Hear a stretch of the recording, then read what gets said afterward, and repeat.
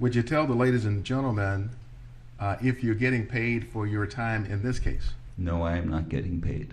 And why is that? Well, when I was asked to do the case, I thought I might have some knowledge that would be helpful to explain how Mr. Floyd died.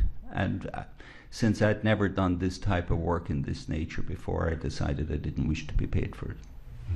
So did you volunteer to the state of Minnesota, or did the state of Minnesota call you? The state of Minnesota contacted me. What were you asked to do, Dr. Chauvin? I was asked to review the medical records related to the case. These were medical records from Hennepin County. Then there were a number of interviews of people that were interviewed. I was given a long list of these, and primarily it was related to looking at a large number of different videos. But of course then the big part was that I needed to read on the scientific background of all the various aspects related to it. So let's talk about your opinions with respect to this case. Have you formed an opinion to a reasonable degree of medical certainty on the cause of Mr. Floyd's death? Yes, I have. Would you please tell the jury what that opinion or opinions are? Yes, Mr. Floyd died from a low level of oxygen, and this caused damage to his brain that we see, and it also caused a PEA arrhythmia that caused his heart to stop. And by PEA, you mean pulseless electrical activity? Correct. It's a particular form of an abnormal beat of the heart, an arrhythmia, and a particular form of it.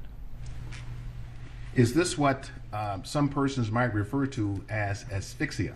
Yes, it has been called asphyxia. To me, it's not terribly helpful. It just, what we're really talking about is a low level of oxygen. Other people talk about hypoxia.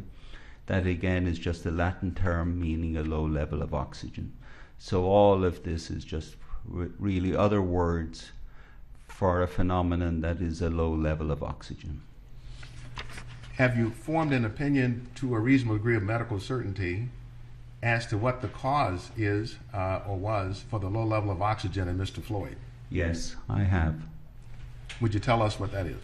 The cause of the low level of oxygen was shallow breathing. Small breaths, small tidal volumes, shallow breaths that weren't able to carry the air through his lungs down to the essential areas of the lungs that get oxygen into the blood and get rid of the carbon dioxide. That's the alveoli at the bottom of the lung. Dr. Tobin, would using a short video that you prepared help you explain to the jurors how oxygen gets into the lungs and the body? How we take in oxygen? Yep. I'm going to show you what's been marked as Exhibit 950. Can you describe first what that is?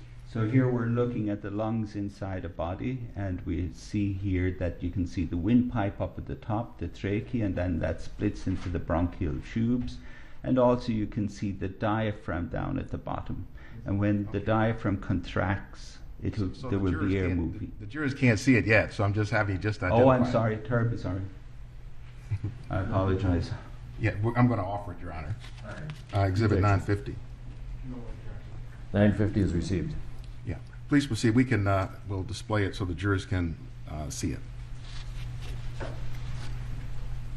Okay, so now we're looking, and you can see the contraction of the diaphragm. That's the kind of pink area down at the bottom. We see air going down through the windpipe and then proceeding down to the bronchial tubes.